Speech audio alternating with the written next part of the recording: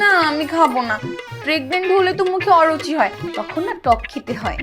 আমি বলছিলাম কি তোমার মুখে যেহেতু অরুচি হয়নি, চলো খাবারটা খেয়ে নাও।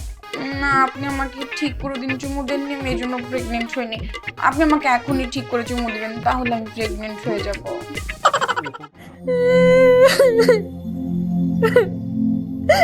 আরে কি হয়েছে, কান্না করতেছো কেন? তো কান্না করবো না? আপনি তো সেদিন অনেক ভালো করে কিস করলেন, তাহলে আমি প্রেগনেন্ট হলাম না কেন? আরে কিস করলে মানুষ প্রেগনেন্ট হয় না। হ্যাঁ আমি তো এটাই শুনেছি, কিস করলে নাকি মানুষ প্রেগনেন্ট হয়ে যায়। না, কিস করলে মানুষ প্রেগনেন্ট হয় না। কে বলেছে তোমাকে একটু পচা কথা? বলি কি করলে হয়? কিস করলে প্রেগনেন্ট হয় সেটা তুমি এখন শুনো না, আগে তুমি আর একটু বড় হও, তারপর তোমাকে আমি বলবো।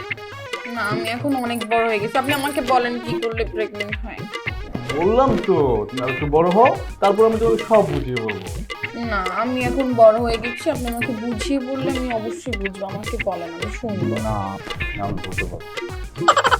ঠিক আছে আপনি বলবেন না তো, আমি এখন গিয়ে আম্মুকে জিজ্ঞেস করব। আর শুনো, আমি আপনার কোনো কথা শুনবো না। আমার কথা শুনো। না যা, পরীর মতো একটা বউ পাইছি, কিন্তু ডাইনির মতো তার ব্যবহার। কি করি, আম্মার সামনে তো আমার লজ্জায় পড়াইবো। আল্লাহ, এমন বউ যেন কারো কপালে না জুটে। ঈশা, কি করো তুমি? ফোন চাচ্ছিলাম।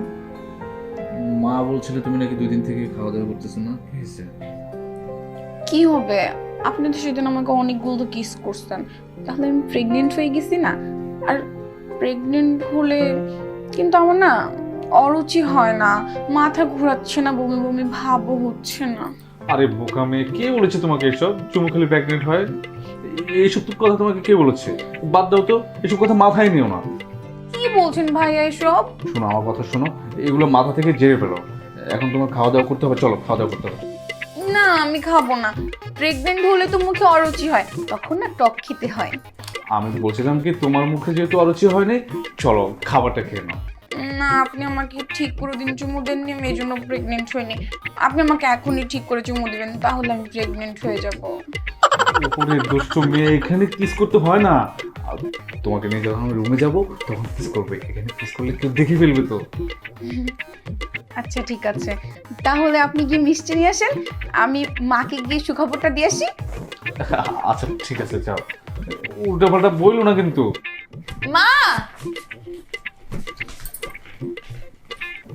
করি ওরে নিয়া, এমন একটা পিচ্ছি বউ আমার কপালে জুটলো। আব্বা আম্মা যে কি করলো, আমি এখন উফ, মান সম্মান আমার সব গেল। যাই। ঈশা, ঈশা, ঈশা, হ্যাঁ তো এদিকে আসো। শোনো, এই যে তুমি মিষ্টি খেতে চেয়েছিলে না, মিষ্টি নিয়ে আসো। আচ্ছা চলো তাহলে মাকে মিষ্টি